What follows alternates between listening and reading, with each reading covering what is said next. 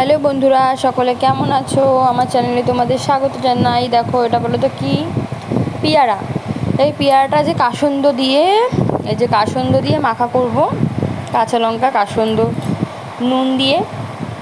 কালকে রাস্তা দিয়ে খেয়ে এসেছি, খাওয়ার পর আমার এত ভালো লেগে গেছে। আমি পেয়ারা মাখা খুব একটা পছন্দ করতাম না, তো এতটাই ভালো লেগেছে তাই এটাই মাখবো। কেন বেশি করব না। পেয়ারা অনেকগুলো কিনে এনে দিয়েছেও, কিন্তু সব যদি পেয়ারা মাখা করি কে খাবে? সব নষ্ট হয়ে যাবে। ওই জন্য একটাই বড় দেখে একটা সাইজের পেয়ারা নিয়ে নিয়েছি। এটাকে কুচি করে কেটে নেবো। তারপরে হচ্ছে কাসন্দ দিয়ে মাখাবো। জানো তো, এইটা পেয়ারা তো মাখা, তো সব জিনিসই দেখবে মাখা খেতে ভালো লাগে। কামরাঙা, তেঁতুল সব ভালো লাগে, কিন্তু লাস্টে দেখবে খাওয়ার পরে যে জলটা থাকে না নিচের দিকে, ওটা কিন্তু কোনো জবাবই নেই। খুবই টেস্ট লাগে, আমার কাছে তো প্রচণ্ড ভালো লাগে। তাই এই পেয়ারাটাকে কেটে নিচ্ছি, তোমাদের কাছে ভিডিওটা দিচ্ছি। দেখো, আমি পেয়ারা মাখা করছি, তোমরাও করে খাবে। খুবই সুন্দর খেতে লাগে। এই পেয়ারা মাখা তো কমন, সবাই খেয়েছো জানো, খুবই সুন্দর। আর আমি খুব একটা খাইনি, কেন আমার ভালো লাগতো না আগে খেতে, কিন্তু এখন আমি খুব ভালোবাসি এসব খেতে।